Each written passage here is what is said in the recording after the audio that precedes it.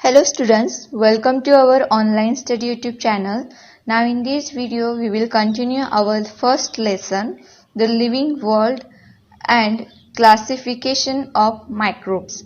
Okay, तो इससे पहले मैंने क्लासिफिकेशन की जरूरत क्यों है ये आपको समझाया है. अगर आपने वो पार्ट नहीं देखा है तो नीचे डिस्क्रिप्शन बॉक्स में उसकी लिंक दी हुई है, आप उस पर क्लिक करके वो पार्ट देख सकते हो. ओके तो अभी हम इस पार्ट में हम 5 किंगडम्स जो है Monera, protista, Plantae, Animalia, fungi, ये जो 5 किंगडम्स है वो हम उनकी कैरेक्टरिस्टिक्स यहाँ पर स्टडी करेंगे.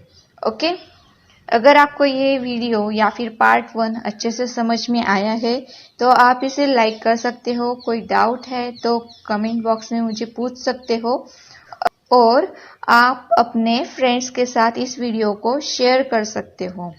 ओके चलो स्टार्ट करते हैं. तो फर्स्ट टॉपिक है हमारा किंगडम फर्स्ट मोनेरा. ओके तो मोनेरा जो किंगडम है उसमें हम मोस्टली यूनिसेलुलर जो बैक्टीरिया होते हैं उनको यहाँ पर स्टडी करेंगे.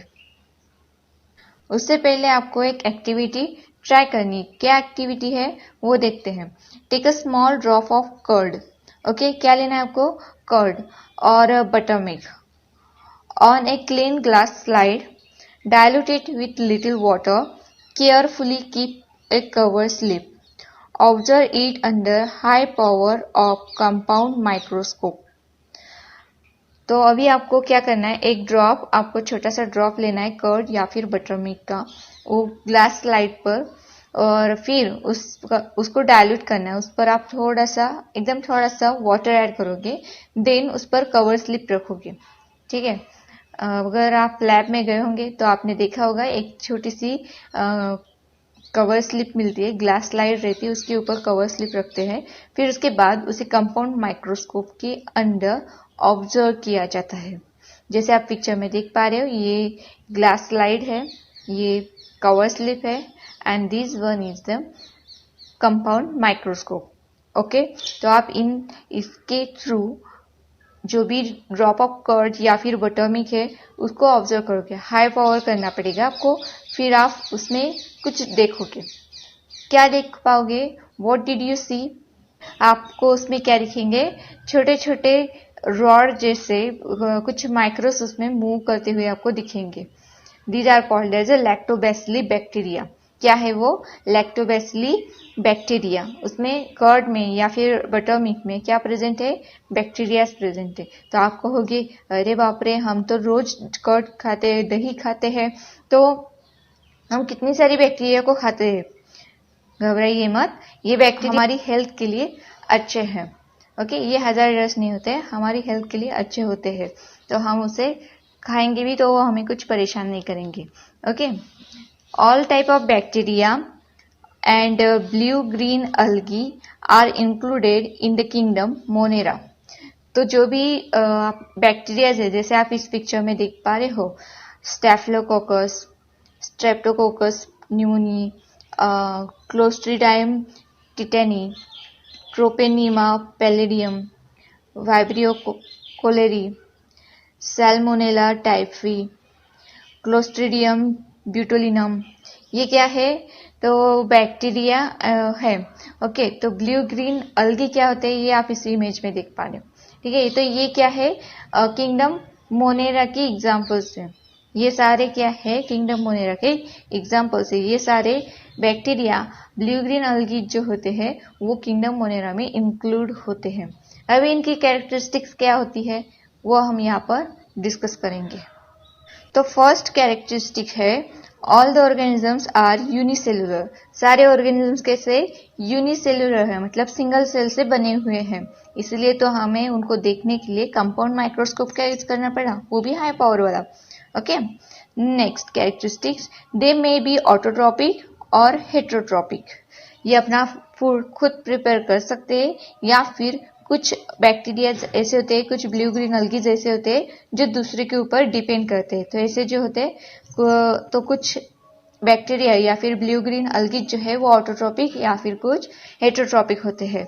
थर्ड कैरेक्टरिस्टिक्स है, these are prokaryotic cells without distinct nucleus और सेल ऑर्गेनेल्स। तो ये जो मोनेरा किंगडम की जो भी ऑर्गेनिजम्स है ये प्रोकैरियोटिक सेल्स होते हैं, मतलब सिर्फ यूनिसेलुलर सिंगल सेल ऑर्गेनिजम्स होते हैं विदाउट डिस्टिंक्ट न्यूक्लियस। उसमें जो न्यूक्लियस प्रेजेंट है उसे हम डिस्टिंक्ट नहीं कर सकते, और जो भी सेल ऑर्गेनेल्स प्रेजेंट है उसमें उनको भी हम आइडेंटिफाई नहीं कर सकते। ओके, अभी हमारा नेक्स्ट किंगडम है प्रोटिस्टा। इसके लिए भी आपको एक एक्टिविटी करनी है। क्या एक्टिविटी है? Prepare a temporary mount of 1 drop of pond water on a glass slide. Observe it under low power and high power of microscope. अभी आपको क्या करना है? वही स्लाइड लेना है, ग्लास स्लाइड, और उसके ऊपर पॉन्ड वाटर लो और एक ड्रॉप उसका ग्लास स्लाइड पर डाल दो, और फिर उसे low power and high power पर ऑब्जर्व करो माइक्रोस्कोप के अंदर। Okay, you will find some motile microbes with irregular shapes.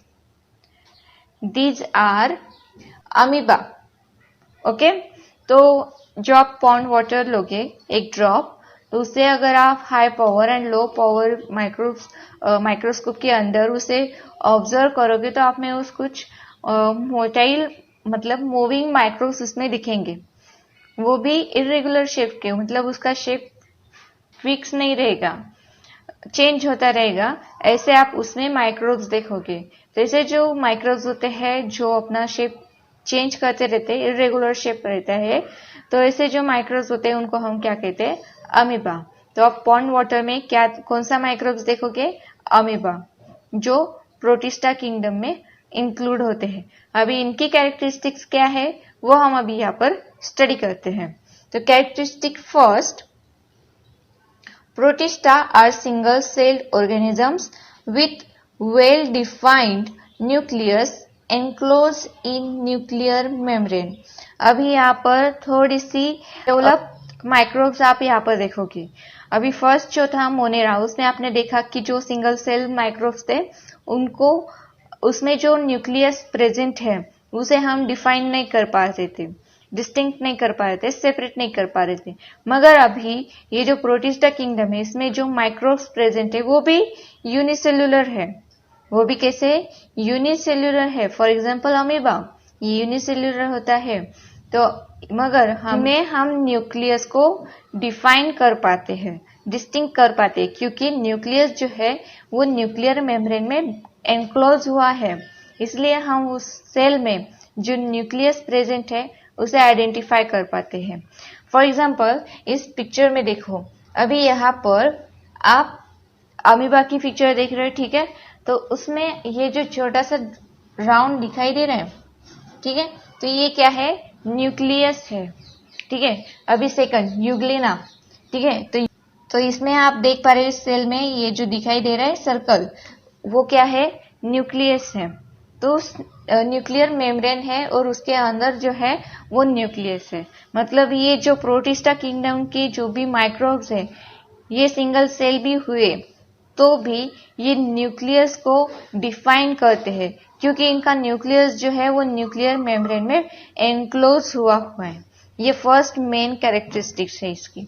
Okay, next characteristics देखते हैं। दे हैव pseudopodia और हेयर लाइक cilia और wipe like a flagella for locomotion. अभी इनके पास pseudopodia और hair like cilia, ठीक है। तो जैसे आप इस यूग्लिना को देख पा रहे हो, यूग्लिना ये क्या है? यहाँ पर हेयर लाइक स्ट्रक्चर यहाँ पर दिखाई दे रहा है।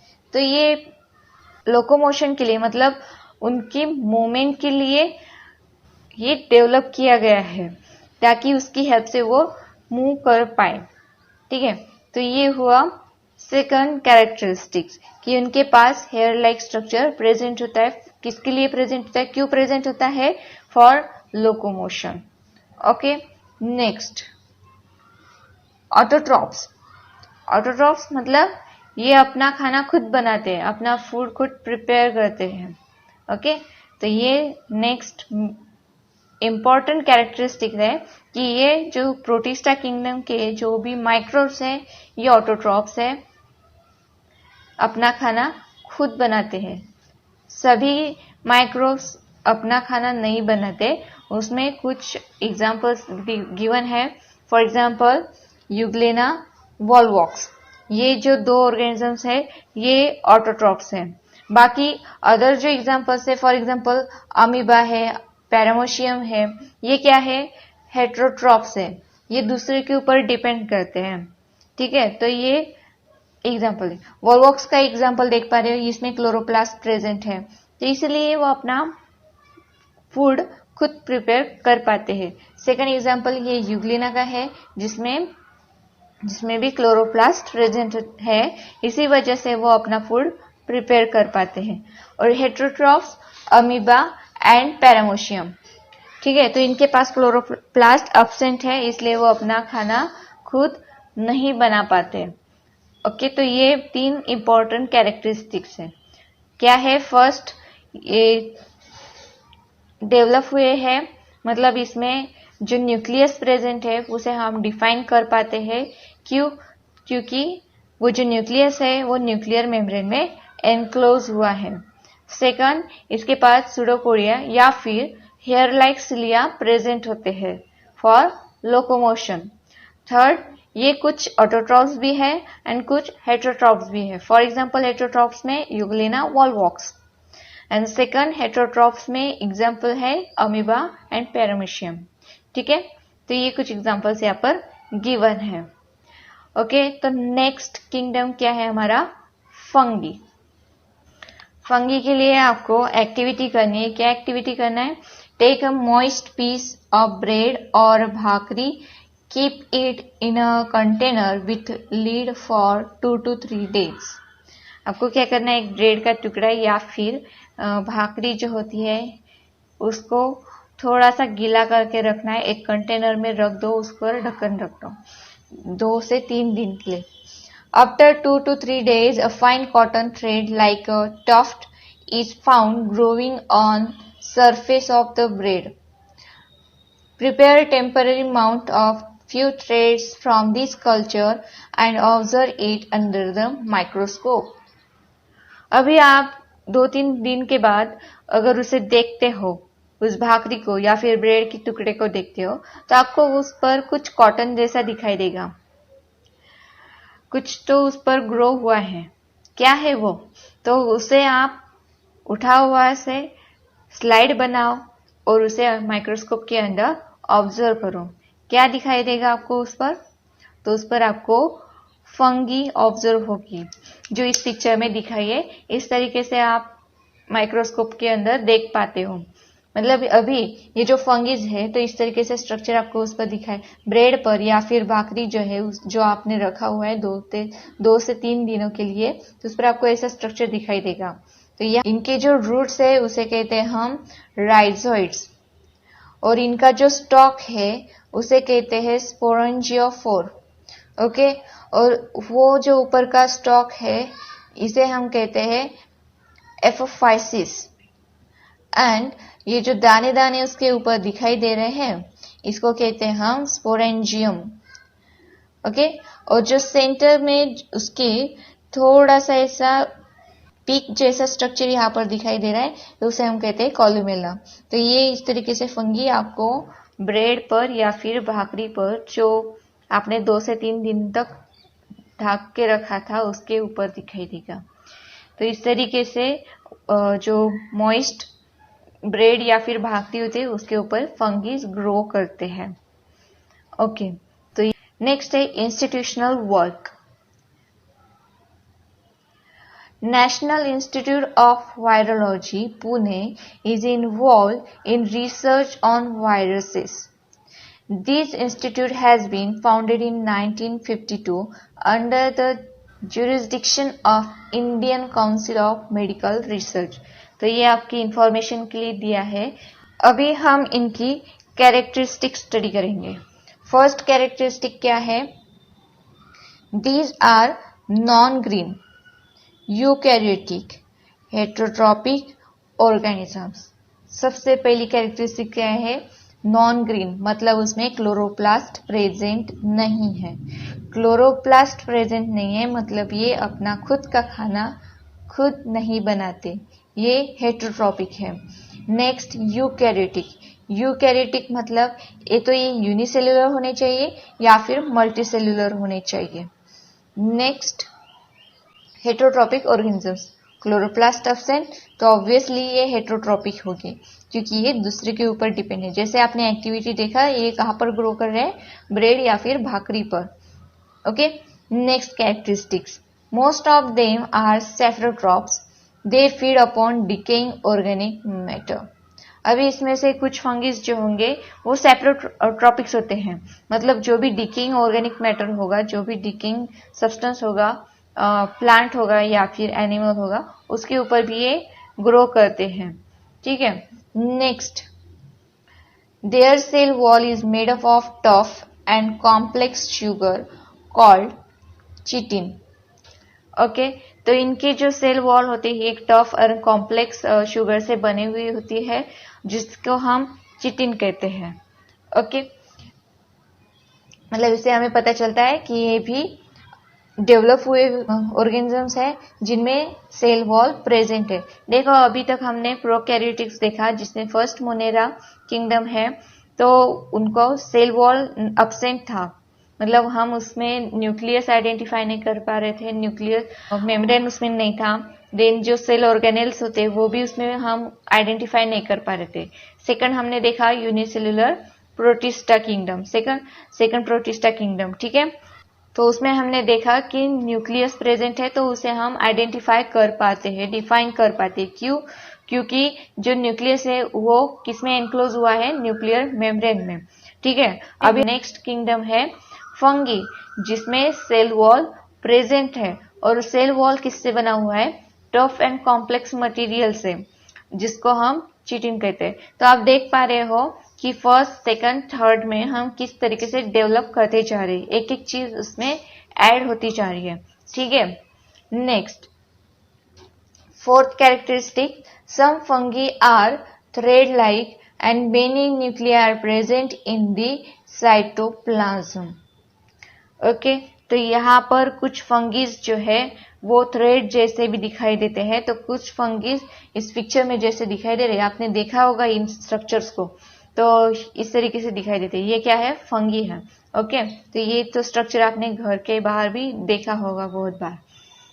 और इनके स्ट्रक्चर में, सेल में साइटोप्लाज्म प्रेजेंट होता है। ओके, तो सेल जो होता है वो साइटोप्लाज्म से फिल हुआ होता है, लिक्विड जो है साइटोप्लाज्म वो उसमें फिल हुआ होता है। और इसमें फंगीज में एक सेल में बहुत सारे न्यूक्लियाई प्रेजेंट है, many nuclei present in the cytoplasm. सिर्फ एक ही न्यूक्लियर प्रेजेंट नहीं होता है, बहुत सारे न्यूक्लियर उसमें प्रेजेंट होते हैं। अभी एग्जांपल्स देखते हैं उसके। फर्स्ट एग्जांपल है बेकर्स यीस्ट, जो आप केक वगैरह बेक करने के लिए यूज करते हैं, वो भी फंगी का ही एग्जांपल है। Next, Aspergillus, fungus on corn. Penicillium, Penicillium mushrooms के ऊपर। ओके, दो many systems of classification are introduce after the Whittaker's, His five kingdom system is widely accepted। तो इस तरीके से ये क्लासिफिकेशन हो रहा है। और फिर उसके बाद जैसे हमने कैरेक्टरिस्टिक्स देखा, फिर उसके बाद विटाकर ने जैसे एक्सप्लेन किया, वो 5 किंगडम सिस्टम एक्सेप्ट की गई। ओके, तो इस तरीके से आपको ये 3 किंगडम्स यहाँ पर उनकी कैरेक्टरिस्टिक्स गिवन है। फोर्थ किंगडम है प्लांटी, जिसमें सेल वॉल प्रेजेंट होता है एंड वो उसमें क्लोरोप्लास्ट प्रेजेंट होता है, तो उसकी वजह से वो क्या करते हैं, फोटोसिंथेसिस परफॉर्म करते हैं, वो ऑटोट्रॉप्स होते हैं। प्लांटी में जो सारे प्लांट्स होते हैं वो इंक्लूड होते हैं। And the fifth kingdom is Animalia, जिसमें सेल्स तो प्रेजेंट है मगर सेल वॉल प्रेजेंट नहीं है एंड क्लोरोप्लास्ट भी एब्सेंट है, तो इसलिए वो ऑटोट्रॉप्स नहीं होते, हेटेरोट्रॉप्स होते हैं जो प्लांट्स पर डिपेंड करते हैं। एनिमलिया में जो भी एनिमल्स है, सारे एनिमल्स इंक्लूड होते हैं। ओके, तो ये दो किंगडम्स है, ये आपको बाद में सिखाया जाएगा। ओके, तो अभी के लिए सिर्फ इतना ही। नेक्स्ट पार्ट में हम क्लासिफिकेशन ऑफ माइक्रोब स्टडी करेंगे। Now use your brain power, explain merits and demerits of Whittaker's classification. अभी जो विटाकर्स क्लासिफिकेशन है 5 किंगडम्स उन्होंने बताए, तो इसके डिमेरिट्स एंड मेरिट्स क्या होते हैं, मतलब बेनिफिट्स एंड लॉस क्या है, वो आपको डिफाइन करना, एक्सप्लेन करना है. Use your brain power. Thank you so much for watching this video.